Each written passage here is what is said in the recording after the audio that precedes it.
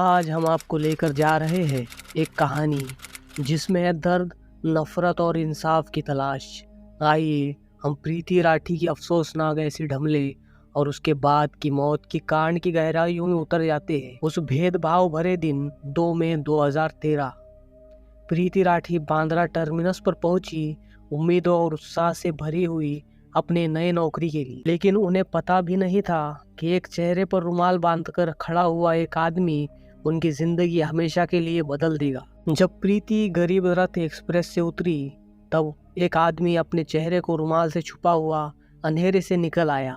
बिना किसी चेतावनी के उसने प्रीति पर एसिड फेंका, जिससे उसके जिस्म में गहरी जलन के साथ साथ अंदर से भी चोट पहुंची। प्रीति जिंदगी के लिए लड़ रही थी। हॉस्पिटल में उनकी ख्वाहिशें टूट गई, उनका चेहरा जल गया, बात नहीं कर सकती थी, लिखकर ही अपने परिवार और हॉस्पिटल के स्टाफ से बात करती थी।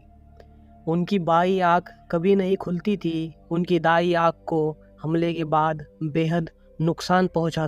मुंबई क्राइम ब्रांच और गवर्नमेंट रेलवे पुलिस ने जांच शुरू की। प्रीति के दोस्तों, सहेलियों, परिवार और शकदार लोगों को पूछताछ किया। प्रीति अपनी हालात के बावजूद बहादुरी से 3 लोगों के नाम लिए जिन्हें वो आरोप लगाने का सोच रही थी। एक था पवन गहलान, एक था अंकुर पनवार और सत्यम वारघेसे। अंकुर पवार प्रीति का दिल्ली में पड़ोसी आजादने की भावना रखता था।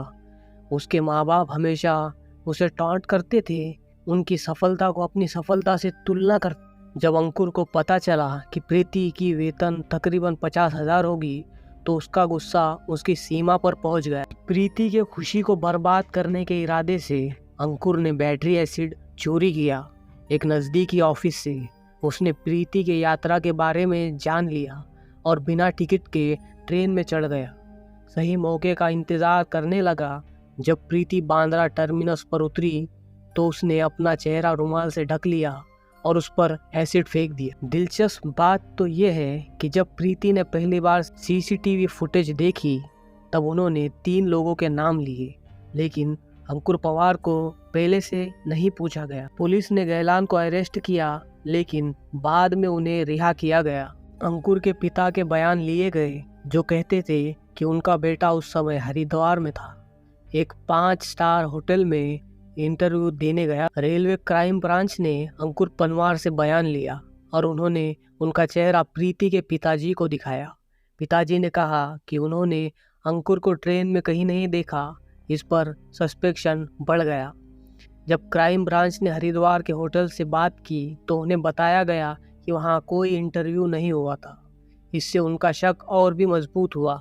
उन्होंने अंकुर के हाथों पर एसिड के निशान भी पाए। 2016 में स्पेशल पब्लिक प्रोसिक्यूटर उज्जवल निकान ने अदालत से पूछा कि सज़ा की सुनवाई रोक दी जाए ताकि वो ज़्यादा से ज़्यादा सज़ा मांग सके। प्रीति के परिवार को उम्मीद है कि अदालत अंकुर को फांसी की सज़ा सुनाएगी और वही हुआ। सितंबर 2016 में मुंबई सेशन कोर्ट ने अंकुर को प्रीति की हत्या के लिए फांसी की सज़ा सुनाई। ऐसा पहली बार है कि एसिड हमले के मामले में फांसी की सज़ा दी गई। परंतु उस दिन भी जब फैसला सुनाया गया अंकुर पवार को कोई अफसोस नहीं था। वो मुस्कुराता रहा जैसे उसे कोई फर्क ही नहीं पड़ा। कुछ देर बाद ही उन्होंने प्रीति के परिवार के साथ झगड़ा किया और उनके भाई को मारा। पुलिस ने उसे पकड़ा और ले गए। झगड़े के बाद प्रीति के पिता अदालत से निकले और कहा, मैं फैसले से खुश हूँ। अगर वो हाई कोर्ट में अपील करता है तो मैं उसको वहाँ भी फांसी की सज़ा दिलवाऊंगा। इस तरह के लोगों का समाज में कोई जगह नहीं है। वो जेल में ही रहना डिजर्व करते हैं। वो एक बुरा इंसान है। शायद अपने माँ बाप के साथ भी अच्छे नहीं हो सकते। वो यही सज़ा डिजर्व करते हैं। आज हमने आपको प्रीति राठी की कहानी सुनाई है जिसमें उसकी संघर्ष और उसकी मौत के पीछे छुपे लोगों की बेशर्मी सामने आई। इससे हमें ये सीख मिलती है कि समाज में व्यक्तिगत दुश्मनी, नफरत और इरादे से भरे लोगों का कोई जगह नहीं है और हमें हर हाल में इंसाफ के रास्ते पर चलना चाहिए ताकि प्रीति जैसी मासूम जिंदगियों पर कभी भी ऐसा अत्याचार ना हो।